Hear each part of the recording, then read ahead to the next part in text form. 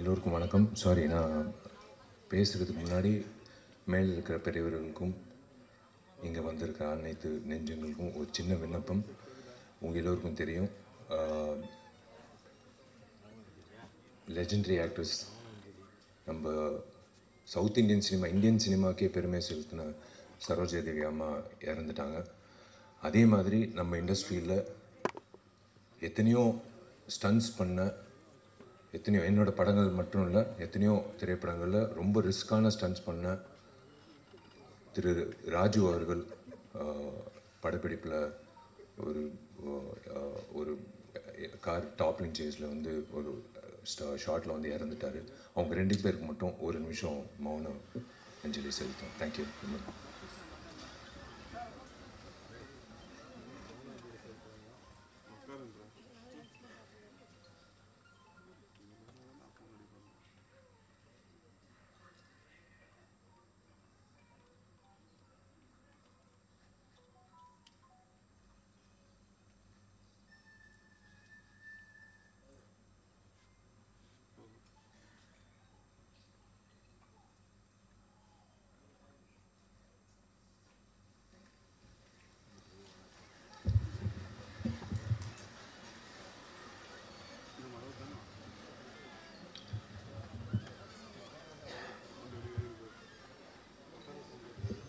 எல்லோருக்கும்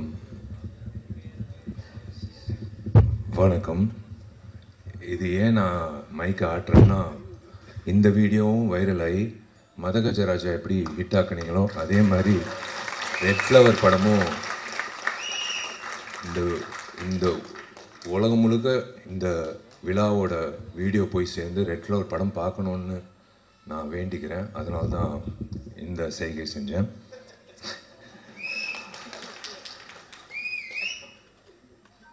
மேடையில் இருக்கிற எனக்கு பிடித்த ஜாம்பவங்கள், எனக்கு பிடித்த நண்பர்கள், சினிமா சார்ந்த நண்பர்கள், வந்திருக்கும் அனைத்து பத்திரிகையாளர்கள் நண்பர்கள், ஊடக நண்பர்கள், வெல்விஷர்ஸ் எல்லோருக்கும் நான் காலை வணக்கத்தை தெரிவிச்சுக்கிறேன். முதல்ல உங்கள் எல்லோருக்கும் பி வாசு சாராக தெரியும், லெஜெண்டரி ஃபிலிம் மேக்கர். எனக்கு பி வாசு அங்கிள். பி வாசு சார் வந்ததுக்கு ரொம்ப நான் இந்த குழு சார்பாக நான் நன்றி தெரிவிச்சுக்கிறேன். ஏன்னா பி வாசு நிறைய இயக்குநர்கள் ஒரு படம் 2 படத்துலேயே அப்படியே போயிடுறாங்க. ஆனால் இன்றைய வரைக்கும், அப்போலேருந்து இப்போ வரைக்கும் இன்னும் பி வாசு சார் நம்ம மனசில் நிற்கிறாருன்னா that's because of his films and that's because of his vision. அதே மாதிரி எனக்கு பிடிச்ச நிறைய நடிகர்கள், என்னோட நண்பர்களாக இருக்கிற அஜய் ரத்னம் சார், சுரேஷ் மேனன் சார், எங்கள் வயசுக்கு இணையாக இருக்கிற YG Mahendran sir, John Vijay darling, எல்லோரும். அதே மாதிரி டாக்டர் சுராஜ் சார். நிறைய பேருக்கு பட்டம் கொடுக்குறாங்க டாக்டரு, இவருக்கு முதல்ல கொடுக்கணும். ஏன்னா டாக்டர்கிட்ட நம்ம போகிறது சிகிச்சைக்காக. அப்பா சந்தோஷமாக வெளில வந்தோம், நம்ம சரியாக இருக்கும். ஏன் டாக்டர் சுராஜ்னு சொல்கிறேன்னா, நிறைய பேர் அவரோட காட்சிகள் நிறைய ஐபிஎஸ் ஐஏஎஸ் ஆஃபீஸர்ஸ் எனக்கு சொல்லியிருக்காங்க. அவங்களுக்கு 10:30க்கு தான் அவங்களுக்கு டைமே கிடைக்கும். நிறைய எக்ஸ் ஜட்ஜஸ்ஸு, சர்ஜன்ஸு, டாக்டர்ஸ் எல்லோரும் பார்க்குறது ஆதித்யா சேனல், சிரிப்பொலி சேனல். அதில் இவர் இயக்குன என்னோட படமும் உட்பட இவர் இயக்குன பல படங்களில் வடிவேலண்ண காமெடி, சுராஜ் சாரோட சென்ஸ் ஆஃப் ஹியூமர் அவங்களுக்கு மெடிசனா. அவங்களுக்கு அன்றைக்கி இருக்கிற ஸ்ட்ரெஸ் எல்லாமே இறக்குறது அவரோட திரைப்படங்களில் வர நகைச்சுவை காட்சிகள். ஸோ அந்த வகையில் அதனால தான் டாக்டர் சுராஜ் சார்ன்னு சொன்னேன். ரொம்ப சந்தோஷம் சார். யூஸ்வலாக ஹீரோ தான் கெட்டப் மாற்றி வருவாங்க ஃபங்க்ஷனுக்கு. ஃபஸ்ட் டைம் ஒரு இயக்குனர் கெட்டப் மாற்றி வந்திருக்காரு. முதல்ல இந்த விழாக்கு இப்படி அரங்கம் நிறைந்த ஒரு காட்சியாக அளிக்குதோ, அதே மாதிரி இந்த திரைப்படம் ஆகஸ்ட் 8ஆம் தேதி ரிலீஸ் ஆகும்போது இதே மாதிரி அரங்கம் நிறைந்த காட்சியை பார்க்கணுன்றது என்னோட ஆசை. ரொம்ப நன்றி. நீங்கள் முதல்ல ரெட் ஃப்ளவர் திரைப்படத்துக்கு இந்த விழாவுக்கு வந்ததுக்கு எல்லோரும் ரொம்ப நன்றின்னு சொன்னாங்க. இல்லைங்க, இது என்னோட கடமை. தயவு செஞ்சு இந்த சின்ன படம் பெரிய படம் அப்படியெல்லாம் சொல்லாதீங்க. இந்த வெள்ளி திரையில் என்ன காணப்படுதோ அதுதான் படம். அது சின்ன ஹீரோவாக இருந்தாலும் பெரிய ஹீரோ இருந்தாலும் புதுமுக இயக்குனராக இருந்தாலும் பெரிய இயக்குனராக இருந்தாலும் எதுவாக இருந்தாலும் திரைப்படம். ஸோ அந்த வகையில் என்னோடய கடமையாக என் நண்பன் போராளி விக்னேஷ் அவர்களுக்காக நான் வந்து எல்லாத்தையும் ஒதுக்கி வச்சு, எல்லோருக்கும் வேலை இருக்கும், பட் இருந்தாலும் இந்த வேலை ரொம்ப முக்கியமான வேலை. நான் விக்னேஷ்க்கு உறுதுணையாக இருக்கணும்னு ஆசைப்பட்டு நான் வரேன்னு நான் சொன்னது காரணம் வந்து அவர் மனசார பேசினார் பாருங்கண்ணா. அவர் எவ்வளோ கஷ்டப்பட்டு எவ்வளோ அவமானங்கள் தாங்கி எவ்வளோ முயற்சிகள் பண்ணி இந்த திரைப்படத்துக்கு வரைக்கும் வந்திருக்காருன பயணம். அது அவரோட வழியில் எனக்கும் அந்த அந்த உணர்வு இருக்குது. ஸோ அந்த வகையில் விக்னேஷ் அவர்களுக்கு இந்த திரைப்படம் ரெட் ஃப்ளவர் மிகப்பெரிய திருப்புமுனையாக இன்னொரு இன்னிங்ஸ் தொடக்கத்துக்காக விக்னேஷ்க்கு அமையணும் நான் வாழ்த்துறேன். விக்னேஷ்க்கு புதுமுக இயக்குனர் ஆண்ட்ரூ பாண்டியன் இந்த காட்சிகள் பார்த்தோம், ட்ரெய்லர் பார்த்தோம், மோஷன் போஸ்டர் பார்த்தோம், சாங்ஸ் பார்த்தோம். திரு ஆண்ட்ரூ பாண்டியன் அவர்களுக்கு என்னோட வாழ்த்துக்கள்.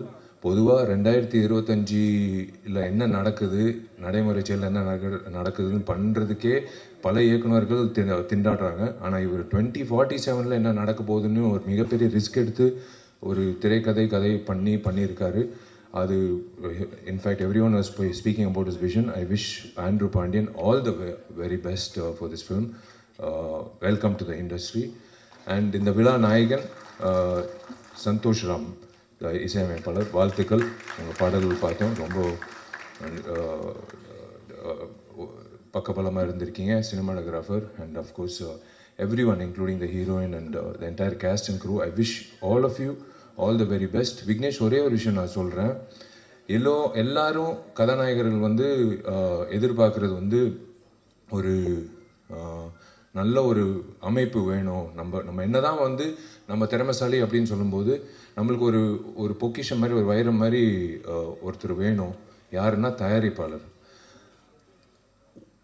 உங்களுக்கு ஒரு பொக்கிஷமாக மாணிக்கம் என்ற பேர்ல அவரே ஒரு பொக்கிஷமாக மாணிக்கம் என்ற ஒரு பேர் உங்களுக்கு அதான் கடவுளாக உங்களுக்கு ஒரு வைரம் கொடுத்துருக்காரு. அதுதான் திரு மாணிக்கம் அவர்கள். காளிகாம்பல் பிக்சர்ஸ் சார்பாக மாணிக்கம் அவர்கள் இந்த திரைப்படத்தை தயாரிச்சிருக்காரு. Sir, welcome to the industry. Manickam sir, நீங்கள் நான் சொன்னாங்க இந்த படம் எனக்கு லாபம் வேணாம், எனக்கு இந்த படம் ஒரு லவ் ஃபார் த ஆர்ட்ன்றதுக்காக நான் பண்ணியிருக்கேன். அப்படி இல்லை, நீங்கள் மறுபடி இந்த படம் வெற்றி அடையும். இந்த படம் முடிஞ்சதுக்கப்புறம் நீங்கள் நிறைய விக்னேஷ் சொன்ன மாதிரி நிறைய இயக்குநர்கள் நிறைய திரைப்படங்கள் பண்ணணும். நீங்கள் இன்னொரு 2047 எப்படி இந்த திரைப்படம் காட்டினாங்களோ 2047 திரு மாணிக்கம் தயாரிப்பாளராக இருக்கணும்னு நான் ஆசைப்படுறேன். Welcome to the film industry. மற்றபடி டார்லிங் ஜான் விஜய், என் டார்லிங் அஜய் ரத்னம் சார், என் டார்லிங் தலைவாசல் விஜய், எல்லோருக்கும் வாழ்த்துக்கள் for this film. Thank you media. நீங்கள் எப்போவுமே எல்லா திரைப்படங்களுக்கும், எங்கள் திரைப்படம் மட்டும் இல்லை எல்லா திரைப்படங்களுக்கும் நீங்கள் ஆஜராகி நீங்கள் சப்போர்ட் பண்ணுறது ரொம்ப சந்தோஷம். எனக்கு பிடிச்ச 2 அரசியல்வாதிகள், ஒன்று பகத்சிங், ரெண்டாவது இடம்பெற்றவர் நேதாஜி சுபாஷ் சந்திர போஸ். அவருக்கு ட்ரிபியூட் பண்ணி நீங்கள் தொடங்கினது ரொம்ப நன்றி. அது இன்னும் நீங்கள் ஞாபகம் வச்சுருக்கீங்கன்றது ரொம்ப சந்தோஷம். அண்ட் அஃப்கோர்ஸ் சொன்ன மாதிரி 3 நாட்கள் ரொம்ப முக்கியம். கண்டிப்பாக இந்த படம் வெற்றியாட நம்புகிறேன். நிறைய பேர் வாட்ச் பார்த்துட்டே இருந்தாங்க. கவலைப்படாதீங்க. இந்த குழுவுக்கு மட்டும் இல்லை, எல்லா திரைப்படங்களும் தயாரிப்பாளர் சங்கம் சார்பாக கதிரேசன் சார் எல்லாரும் வந்திருக்காங்க. நான் ஒரு விண்ணப்பம் நடிகர் சங்கம் சார்பாக இன்னும் 3 மாத காலகட்டத்தில் நாங்கள் கவலைப்படாதீங்க, டைம் கன்ஸ்டன்ட் இருக்காது. நாங்கள் கட்ட போகிற அந்த ஆடிட்டோரியம் வெளியே நாங்கள் திறப்புவதற்கப்புறம் உங்களுக்கு எந்த பிரச்சனையும் இல்லாமல் சின்ன திரைப்படம்லேருந்து இப்போ எந்த திரைப்படமாக இருந்தாலும் உங்களுக்கு பயன்படும். நீங்கள் அந்த டைம் வாட்சே பார்க்க தேவையில்லை. அந்தளவுக்கு உங்களுக்கு ஒரு மிகப்பெரிய ஒரு பூனாக அமையும், ஒரு மிகப்பெரிய ஒரு விஷயமாக அமையும். தயாரிப்பாளர் சங்கம் இருக்கிறதுனால நான் நடிகர் சங்கம் சார்ந்த உறுப்பினர்கள் இருக்காங்க. கதிரேசன் சாரும் இருக்கார், ஆஃபீஸ் பேர். அவர் சார்பாக நான் ஒரு விண்ணப்பம் உங்கள் எல்லோருக்கும் நான் வைக்கிறேன். பத்திரிகையாளர்கள் plus YouTubers and every one and exhibitors association சார்பாக அவங்களுக்கும் நான் விண்ணப்பம் வைக்கிறேன், இன்க்ளூடிங் கமலா தியேட்டர் உரிமையாளருக்கும் மற்ற உரிமையாளர்களும். இனிமேல் வரக்கூடிய திரைப்படங்கள் ரிலீஸ் ஆகும்போது வெள்ளிக்கிழமை தயவு செஞ்சு ஒரு 3 நாளைக்கு மட்டும் 12 காட்சிகளுக்கு மட்டும் யாராவது ரிவ்யூ எடுக்கிறதுக்கு வராங்கன்னா, மைக்கு நீட்டிக்கிட்டு வராங்கன்னா தயவுசெய்து தப்பாக நினைக்க வேணாம். நீங்கள் தப்பாக நினச்சாலும் I'm sorry, I have to என் ஆதங்கத்துக்கு நான் தீக்கணும். நீங்கள் டிக்கெட் வாங்கிட்டு உள்ளே வந்துட்டு படம் பார்த்துட்டு நீங்கள் அந்த மைக்கை நீங்கள் நீட்டிட்டு உங்கள் கருத்தை நீங்கள் சொல்லிவிடுங்க. ஆனால் தயவு செஞ்சு அவங்கள ஒரு 3 days மட்டும் வெளியில் தப்பாக நினைக்க வேணாம். உள்ளார ப்ரெமிசஸ் இல்லாமல் வெளியில் அவங்கவுங்க வண்டி வாகனத்தில் ஏறி வெளியில் போகும்போது நீங்கள் அவங்கள போய் நீங்கள் வெளியில் கேட்டுக்கோங்க. அவங்களோட ரிவ்யூ கேட்க வேணான்னு நான் சொல்ல, வெளியில் கேளுங்க.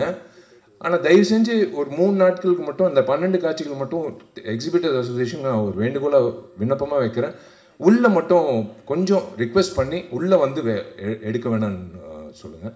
வெளியில் எடுத்துக்கோங்க. விமர்சனங்கள் கண்டிப்பாக யார் முதல்ல விமர்சனம் போடுறதுன்னு ஒரு போட்டி இருக்கும், அது தப்பே கிடையாது எல்லாரும். ஆனால் நீங்கள் உள்ளே ஒரு டிக்கெட் வாங்கி நீங்கள் அந்த படத்தை பார்த்துட்டு அதுக்கப்புறம் உங்கள் கருத்தை சொல்லிவிட்டு அப்புறம் மக்களோட கருத்து நீங்கள் சொன்னீங்கன்னா சூப்பராக இருக்கும். அந்த வகையில் ஒரு நல்லா இருக்கும். எந்த படத்துக்காக இருந்தாலும் அது நல்லா இருக்கும். ப்ளீஸ் தயவு செஞ்சு கண்டிப்பாக ரிவ்யூ வேணும். அந்த ப்ரீதிங் ஸ்பேஸ்ன்றது ரொம்ப முக்கியம். ஒரு 12 காட்சிகள் விட்டுருங்களேன். அந்த அதுதான் ஒரு திரைப்படத்துக்கு இவ்வளோ உழைச்சிருக்காங்க.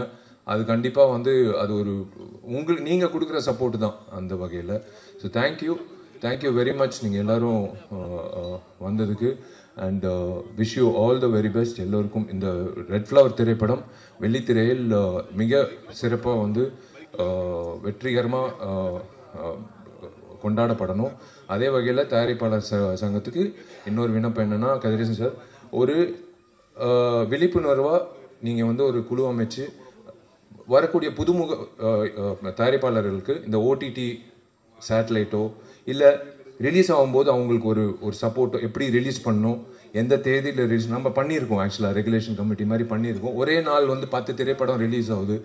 அது எத்தனை காட்சிகள் வருதுன்னு சில தயாரிப்பாளருக்கு தெரியல. எனக்கு 100 தியேட்டர் வருதுன்னு சந்தோஷமாக அலுவலகத்தில் உட்காராங்க. ஆனால் 100 தியேட்டரில் 400 காட்சி வருதான்னு தெரியாது. 100 காட்சி தான் வருது. அது காலை காட்சி 9:30 மணினா எங்கள் வீட்டில் எங்கள் அம்மா அப்பாவே போக மாட்டாங்க என் படம் ரிலீஸ் ஆகும்போது. ஸோ அந்த மாதிரி கரெக்டாக அமைச்சு கொடுத்தா தயாரிப்பாளர்களுக்கு ஒரு மிகப்பெரிய ஒரு சக்தியாக இருக்கும்.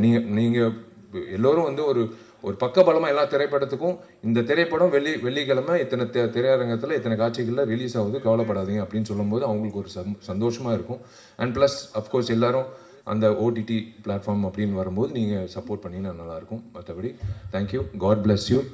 நீங்கள் எல்லோரும் நல்லா இருக்கணும். Thank you very much. எல்லாருக்காண்டி ஒரே ஒரு கொஸ்டின். நடிகர் சங்கம் திறப்பு எப்போது? அதே மாதிரி உங்களோட மேரேஜ் அனௌன்ஸ்மெண்ட் அந்த டேட் ஆகஸ்ட் 29 கன்ஃபார்ம் இல்லை சொன்னாங்க. நீங்கள் ஏற்கனவே அறிவிச்சிருக்கீங்க. 2 மட்டும் எங்களுக்காக சொல்லிடுங்களேன். நீங்கள் பட்டு புடவை கட்டும் போதே எனக்கு தெரியும் நீங்கள் புடவுக்காக தான் இது கேட்குறீங்க. என்ன அதுக்கு தான் கேட்குறாங்க, வேற ஒன்றும் இல்லை. என் தேதி எப்போன்னு இல்லை. அவங்களுக்கு நான் இப்போ கவிதா என்னோட க்ளோஸ் ஃப்ரெண்டு, அவங்களுக்கு புடவை எப்போ வரும்னு போய் சேரும். அங்கிட்டு தேவராஜ் அண்ணன் அவங்க வீட்டுக்கு எப்போ போய் சேரும். இங்கிட்டு ஒருத்தர் இருக்கார் மீனாட்சி சுந்தரம், அவருக்கு எப்போ போய் சேரும். எல்லாருக்கும் எஸ் கண்டிப்பாக நான் அதாங்க 9 வருஷம் நான் எப்படியோ நான் தாக்கு பிடிச்சிட்டேன். இன்னும் 2 மாதத்தில் இருக்கும். ஆகஸ்ட் 29 என் பிறந்தநாள் அன்னைக்கு கண்டிப்பாக ஒரு நல்ல ஒரு செய்தி இருக்குது கண்டிப்பாக. ஆனால் நான் சொன்னபடி அந்த கட்டணம் எல்லாரும் பெரியவர்கள் எல்லாரும் அந்த திறப்பிழா முடிஞ்சதுக்கப்புறம் முகூர்த்தம் போய் நான் புக் பண்ணிட்டேன் கார்த்திகிட்ட. கண்டிப்பாக என் கல்யாணம் அங்கிட்டு தான் கட்டிடத்தில். ஆனால் அது கண்டிப்பாக நீங்கள் நினைக்கிற மாதிரி தாமதம் அப்படியெல்லாம் இல்லை, கூடி சீக்கிரம் நடக்கும். அதுக்கு தான் ஓடுறேன். இப்போது கட்டிடத்துக்கு தான் ஓடுறேன். இது முடிச்சோன்னே எல்லாரும் நினைக்கிறாங்க இவன் எதுக்கு டெய்லி காலங்காலத்தில் கட்டடத்தை பார்க்குறான். கொத்தனார்லேருந்து எல்லாரும் ஆர்கிடெக்ட் வரைக்கும் இவன் கல்யாணத்துக்காக தான் அவசரப்படுத்துகிறான் இல்லைண்ணா. பட் நேரம் வந்துருச்சு. இன்னொரு 2.5 months வந்துடும். 2 months வந்துடும் டெஃபினட்டாக. பட் ஆகஸ்ட் 29 கண்டிப்பாக ஒரு நல்ல செய்தி இருக்குது. அது கூடிய சீக்கிரம் நான் அறிவிக்கிறேன். நல்ல கண்டிப்பாக புடவை வந்துடும் Kavitha. Thank you, all the best. God bless. Thank you Vishal. நான் ஏதோ கேட்க போய் நீ